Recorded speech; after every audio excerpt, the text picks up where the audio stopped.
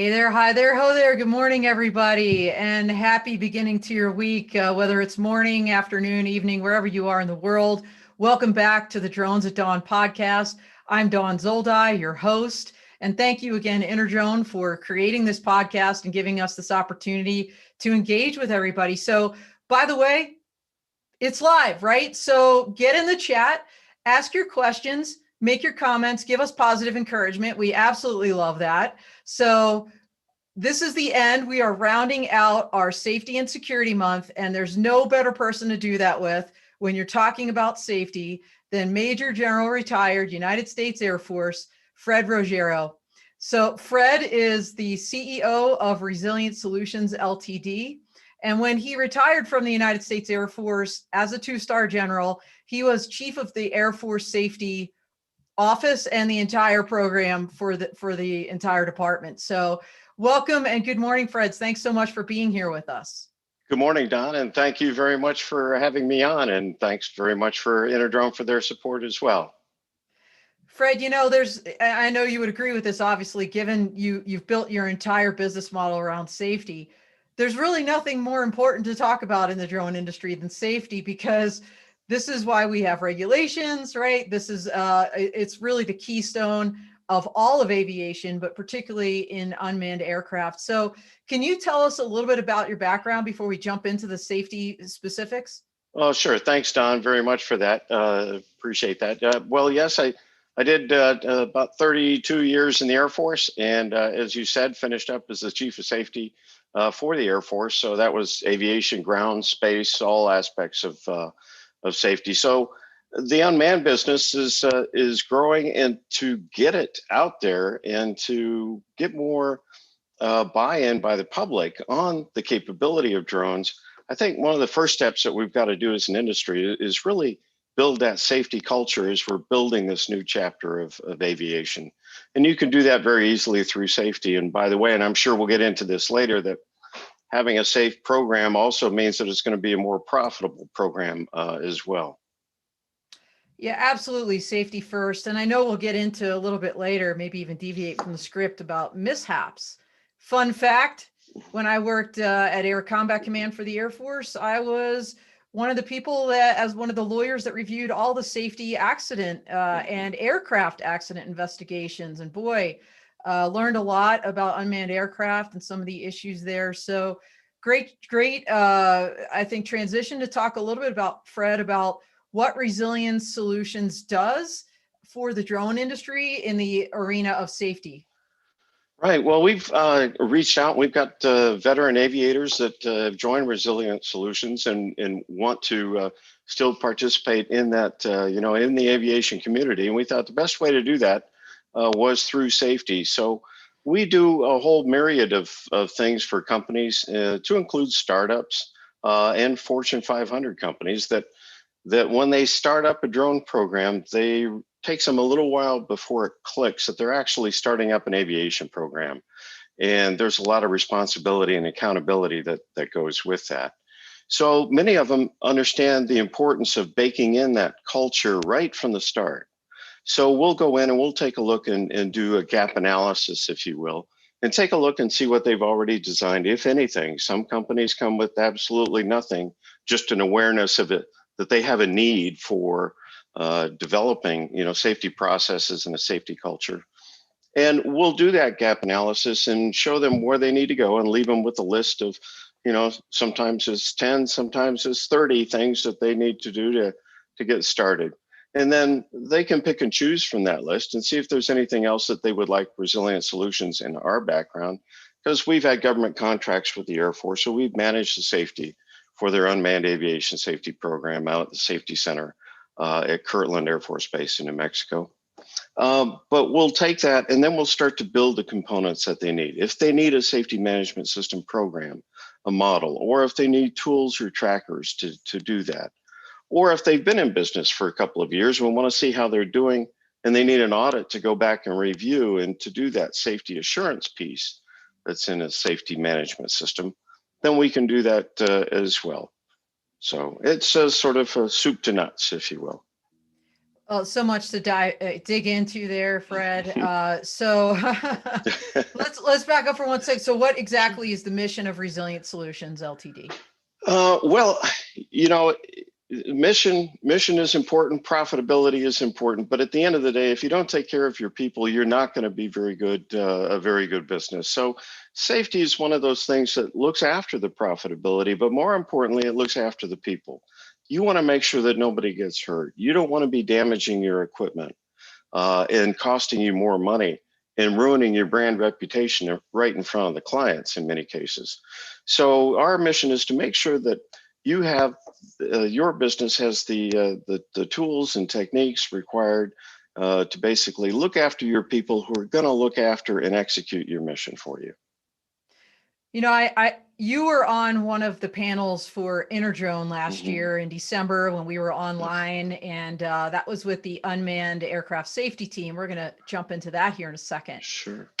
But I just want to highlight something, you know, for those that want to go back and look at some of those videos. Of course, Fred and his team had an amazing panel. There was another panel that talked about starting up your business, and there was a lawyer, a venture capitalist. Trying to think of who else was on there. Great stuff. Kind of going through the checklist of Frank Coppersmith. You know, he's an entrepreneur. Just practical tips. Well, as Fred just mentioned, for everybody out there, whether you're just starting your business or you have one, on that checklist, if you don't have some kind of a safety policy, a safety plan, a safety program, and a way to continuously train and evaluate that program, you're missing out. So let's jump into this idea of safety management systems, Fred. Can you define that term? Because we hear that thrown around a lot. And I think sometimes people, you know, words matter. So what does that mean exactly? Right, and safety, you're exactly correct on. Safety management systems can mean many different things to many different people. So it's always important to go back and say, exactly what are you talking about when you talk about SMS or safety management system? So I like to tell people that ask, their potential clients, well, is this a big notebook? What do I do? And safety management system is simply the way that your company, if you are your company, in many cases we're talking to, single operators, it's whatever you do to identify and then mitigate risk and capture the results. It's a policy and it's a structure. Safety management system also says who's in charge, who's the accountable executive. When things go well, who do we praise? When things don't go well, who's the accountable individual that made that decision? So it's a collection of things. ICAO will tell you that there's 4 pillars to safety management system, 4 parts. The first one is basically. I was going to say, take out your notepads now because this is the good stuff. Your 4 pillars.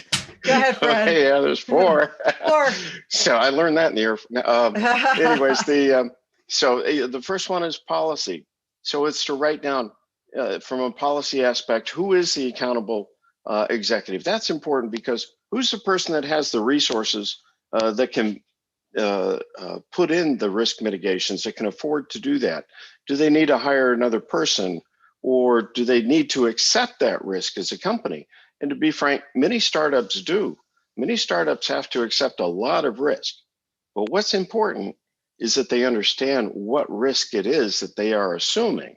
If you don't have a system that goes through that to identify that, you might be flying in the blind and you wouldn't have any idea what's going on in the actual field of execution while your employees are doing that and putting your company at risk in terms of workman's compensation, damage claims, medical claims, you name it, from a legal aspect, unless you have something that is actively, continually searching for risks. So to get back to SMS, that first pillar is policy. What's written down? What are you saying that you're going to do? And believe it or not, if you have no policy, you actually still have a safety management system, but it's not a very good one. If your system is, I'm not going to do anything, got it, have fun explaining it to the FAA. I But love that, Fred. I just want to jump in for a second. I was talking to my sure. son about something the other day, and he made a comment about I'm not going to decide, and I quoted, 80s rock band Rush. If you right, if you choose to Yeah, decide, you still have. If you choose not to decide, you still have made a choice. exactly. And exactly to your point, I mean, if you choose not to have a safety policy, that's your policy, and that's not a good one. Agree. That's exactly right. So moving on from policy, then you get into the SRM, or the safety risk management. So what safety risk management is that you take a look at your business in depth. Say just for grins, it's a roofing inspection. So you're a one person operator, and you've identified that this is what I'm going to do every day. I'm going to take the drone. I'm going to go here. I'm going to set it up. I'm going to do a pre-flight. I'm going to check the weather. I'm going to do this, and then I'm going to fly around, and then I'm going to land, and I'm going to give the data to the client. Got it. That's my system. So then you take a look at that and you do a little analysis and say, well, where are the risks in that system? Where are the hazards? What can go wrong? And then things like, well, there's air traffic, controlled airspace issues. There might be privacy issues in a neighborhood. You could do damage to something. There might be trees in the way. So you build all these potential hazards around, and you identify them so you know where they're at, and you know what to look for, and you probably establish a checklist of those over time. So in that same analysis, you start to build in risk mitigation. So what can I do to avoid those hazards? I can talk to the neighbors, tell them that I'm going to be doing this, so there's no privacy issues. I know the tree is there, so I'm going to concentrate my flying on this side. Just all kinds of little basic things, but you can identify that, make a list, so that when you go to the next job, you've got something to start with, and you know the general hazards to your operation. Of course, if you're Fortune 500 and you're in 36 countries around the world, now it goes back to, you really have to have this in policy and communicate it to everybody into the business. The third leg is the safety assurance piece. So you've got the policy, you've identified the hazards. Now in safety assurance, you actually have to go back and to make sure that those mitigations are working. So this is where audits come in play. If you've said you're going to do something in the safety part, and this is one of the biggest errors that we actually find with companies, if you say you're going to do it in policy, the audit should pick up that, yes, you've done it, and these are the results of that policy that you've done. Maybe it's accident investigation, lessons learned. Have you really recaptured those? Have you taken those and put those back into your training program so you can train out the issues that you've seen in the risk area? So that safety assurance should give you some type of reassurance, if you will, that everything that you've designed up to that point is working. If it's not working, that's where a lot of people talk about SMS and say it's a continuous improvement process. And it is. It really is sort of never ending, because if you discover that there were things, maybe there's a new risk out there that you didn't even know, but it came out in a hazard report from one of your employees, or maybe it came out as a lesson learned in an investigation that you did, or you did another safety analysis because you won a new contract and there's a new type of work, and now you're not just doing roofs, but maybe you're delivering things. So you have a lot more new risk. So you've got to put that back through the process, go back and do another analysis back in the safety risk management section, and come up with new mitigations to move forward from there. So that's your safety assurance. It makes sure that you understand that your safety management system is working. The last piece is called promotion, or the fourth pillar is promotion. Promotion is nothing more than communication. And when I was the chief of safety, I get interviewed all the time and have to, go around and chat to folks about safety, and their eyes kind of glaze over if you show up with, a pocket protector and earmuffs and a bright yellow safety vest. It's kind of, okay, that's a message that it's all about compliance. When really safety management system is anything but all about compliance, and I can get into that a little bit more. Safety is really about communication from the top to the very last person that walks through the door of your company in the morning. The communication has got to be the same. If everybody doesn't understand what the safety goals and objectives of your company are, then you're really not doing a very good job in promotion. If people aren't hearing the same results that the CEO is hearing about the effectiveness of what their safety program is, that's not good communication either. So one of the things that we do at Resilient Solutions for a company, if we're going around and giving that company a good look, is that we'll do a survey and go out to everybody in the company that we can reach and ask them just some basic questions. Because if you ask the CEO, how's safety in your company? You know, the number one answer is, it's great. And the follow-up question then is, well, how do you know? And so when you start doing this communication and asking for feedback from everybody in your company, you discover how things are really going. And if the upper management is willing to listen and to take action on some of those things, you can be a lot more profitable company, to be honest, because number one, the first and most important thing, remember when I said your people, taking care of your people are really the most important part of the business. And if you ask them about safety, you as the leadership are actually reaching out and saying, I'm taking care of you. You are my number one priority. If you don't look after their safety, they're not going to believe you when you say you're the most important part of my company. So you've got to do that. And that promotion is that piece about communicating and looking for feedback.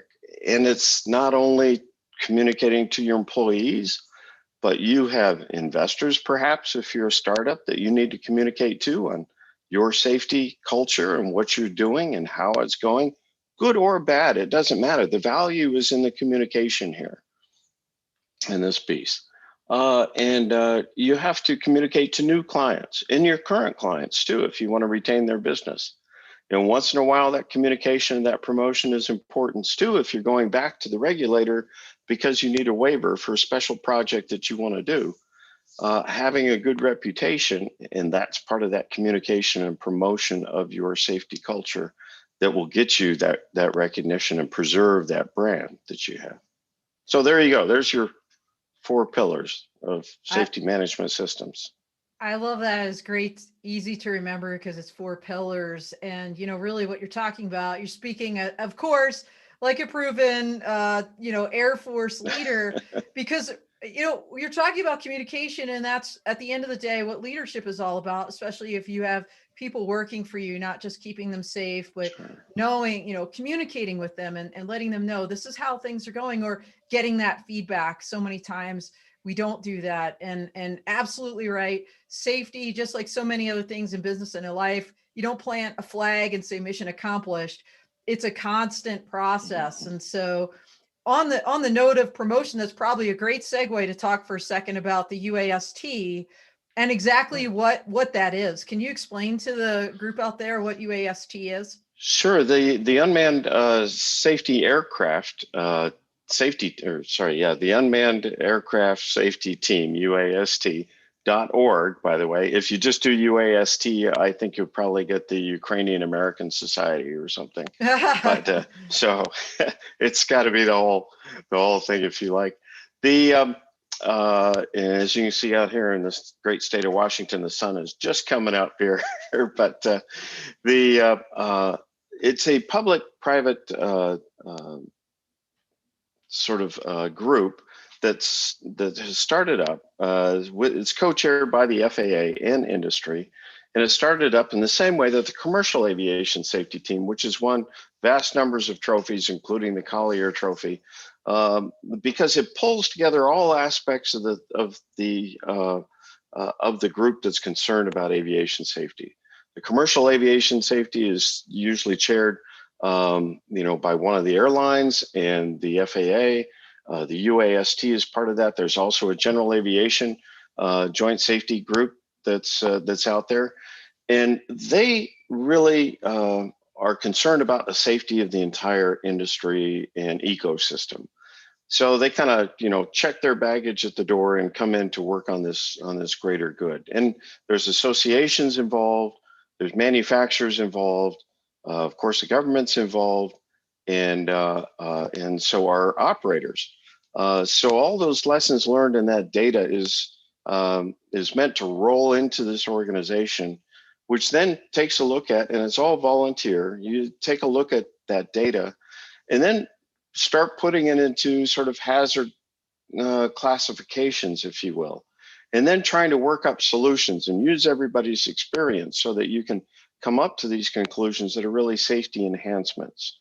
So it's very difficult right now because the commercial aviation has been around for 70 years, so there's plenty of data and lots of maturity in that regard.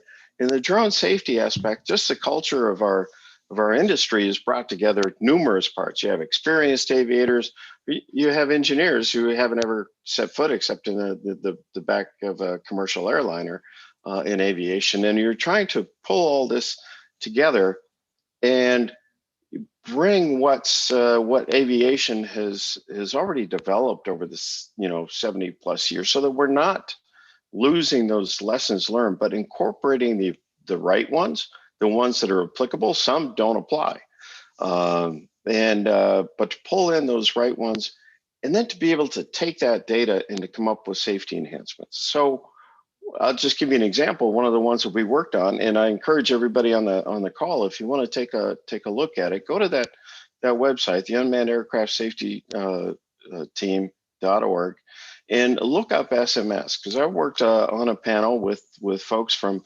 Wing and Amazon and Kitty Hawk and many others. And we developed a sort of, I don't want to call it an SMS for dummies because it's not. But what it says is, don't be scared of SMS. Don't be scared of a safety management system.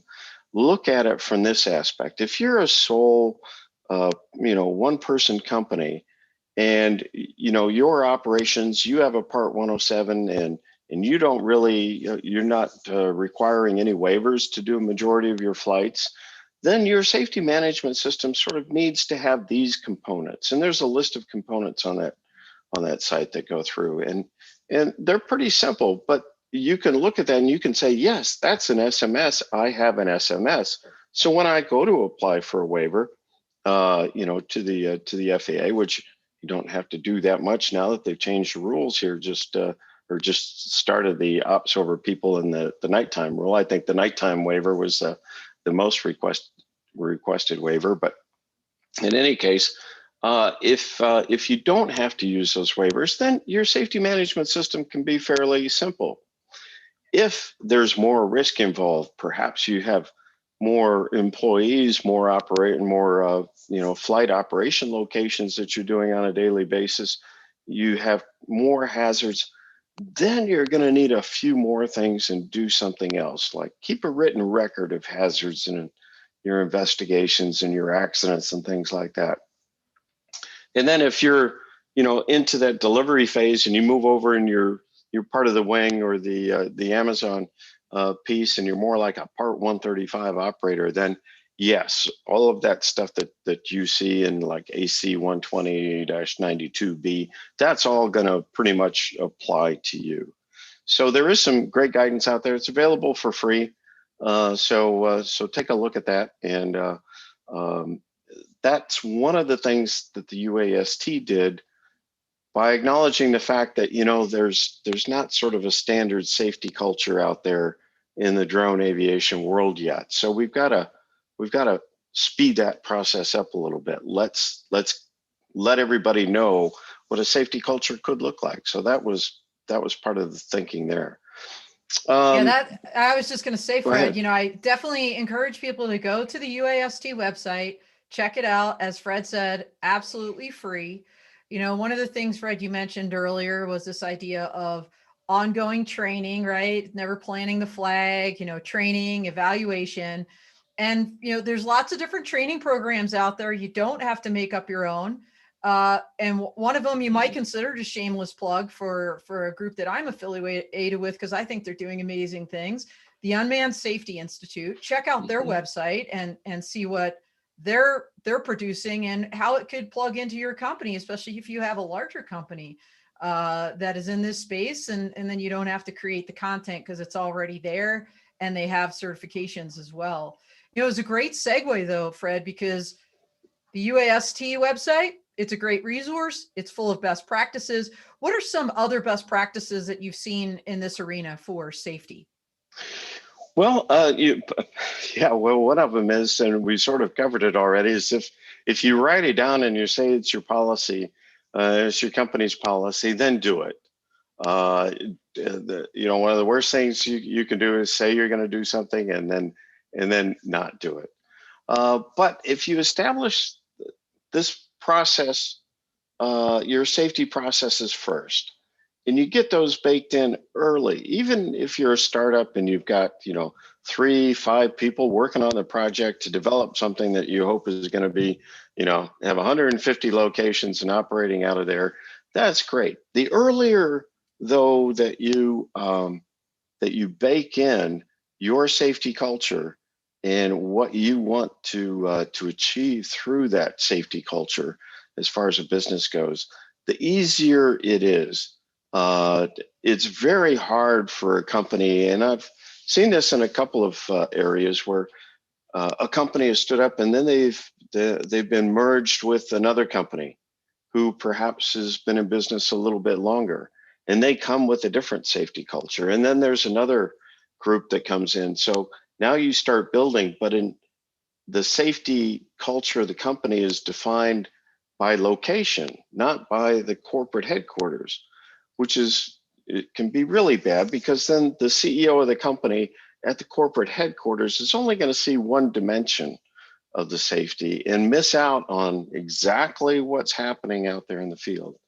So by establishing a strong culture to start with and then pushing that throughout the company continuously, that is one of the best practices and makes the ease of growth on the safety and the reduction of mishaps happen. Well, that's also then a good segue to talk for a second about mishaps. I know as the Chief of Air Force Safety, you had your eyes on, unfortunately, many reports from ground accident mishaps in a contingency area, a combat zone overseas, to unmanned aircraft accidents right here in the United States. Most people don't realize that Part 107 actually has a mishap reporting requirement. And if you go to Advisory Circular 107-2A, it elaborates on that a little bit. Let's talk a little bit about that, because it's somewhat voluntary, right? And so you mentioned, Fred, with the UAST that there's not a lot of data coming in, to make those evaluations as to what needs to be fixed. What are some of the best practices to prevent those kind of accidents? What would you say about mishap reporting and the importance of it, and what you'd like to see? Well, certainly, if you're an operator with the Part 107 and you've got a business doing this, and you have a mishap and it meets the requirements for submitting a report, you have to submit that report, because sooner or later, in today's world of technology, somebody's going to know about that accident, and one day you're going to go to the regulator, even if they don't come to you first, and you're going to ask for something. There will be a look, and they'll see this spot there. So if you have to report it, go ahead and report it, because the FAA pretty much they want to learn lessons as much as we do. And the sooner that everybody learns these lessons, the quicker this industry will continue to develop. One thing that we as drone operators don't have, that manned aviation operators do have, is that there is a protective reporting system for manned operators. So if I'm in my aircraft and I take off, and the controller gives me, climb to flight, to 10,000 feet, and I go zooming through 10,000 feet, maybe up to 10,500 or so, and there's nobody around, nobody sees me, and I realize my mistake, and I push a nose over and come back down to 10,000 feet. It's in my interest that as soon as possible, I might even do it shortly, I mean, very shortly after returning, is to write that up, and it goes into ASRS. And I apologize, I've just forgotten the acronym, but it's a NASA system. So the report goes in there, and it's basically it's not exactly a get out of jail free card, but it's sort of like that, in that if I didn't do it on purpose, like Yahoo, I'm going to ignore the controller, I'm going right through 10, I don't care, I'm going to be negligent, and I'm going to do this on purpose, okay, I'm going to get in trouble for that one. But if I did it just because perhaps there was a radio call, I was talking to the co-pilot, or I was distracted in some other way, and I went through my altitude, that's an important data lesson. And the FAA would love to collect those, and NASA does collect those, because then they can do their own safety risk management and start to analyze their systems and see why are we getting so many pilots distracted at this point of flight? What are we doing anything? So they can go back and analyze that system. So and when the pilot reports that first, then they are protected, and you won't have your license, your wings taken away because you made that one error. Unfortunately, Part 107 pilots don't enjoy that same privilege yet, and it's not intentional. It's only because it hasn't gone through the rules system. And the FAA is very much aware of this. We talk about this a lot in the UAST, that if we want to get data, there's got to be something of a just culture out there widely. Just culture is where you don't get penalized by the boss for bringing bad news to the boss, as long as it wasn't intentional, or that's exactly you wanted to break the rules. But soon that's coming. So I encourage the listeners and everyone to keep an ear out for that, because that will happen. The FAA realizes how important that is, and it's coming. Just culture, and Scott Schofman's out there. Hey, Scott, coming in from Texas. Great to see you again. Love that you dialing in every week. Is mentioning that it's a concept that most operators are just not familiar with, and they really need to understand it. So thank you so much, Fred, for bringing up this concept of just culture, and hopefully it will apply soon, because as an attorney, I totally agree with you. It's what we call in the law privilege. Right. And privilege meaning, if I come forward, that is going to be protected, and society wants to protect that, because there are many privileges in the law, right? Or attorney-client privilege, penitent, the priest privilege. And in the Air Force, we have the safety privilege that you just kind of alluded to, Fred, this idea that if you come forward first and you say, this is what happened, or there's a safety investigation, we don't release that information publicly. Right. People willingly submit the drug tests, and if there's a bad tox screen, that's not going on the news. So very, very important stuff there. And we're running a little bit short on time. And so let's see, where can people, other than, of course, Resilient Solutions website, Fred, and UAST.org, are there other resources that you would recommend people refer to learn more about safety, about just culture, about these 4 pillars, or other information that will help them keep their operations safe? Well, yeah, there are lots of areas. Transport Canada has got some great programs. It doesn't align exactly with the FAA, but very close. And they just go into Transport Canada Unmanned Systems, and you'll see a plethora of information. It's even written in French too, if you like. But and of course the FAA side has got plenty of SMS information that goes right into the ICAO as well.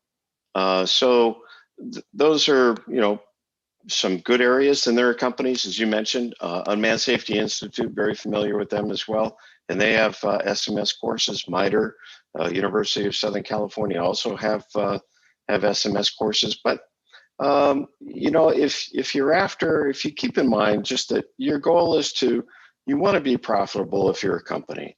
And to be profitable, got to take care of the people so they can take care of the mission. And you're not destroying aircraft, you're not hurting people, you're not hurting your clients. All of that leads to building a good brand and recommendations, and your business will grow. But don't pay attention to it.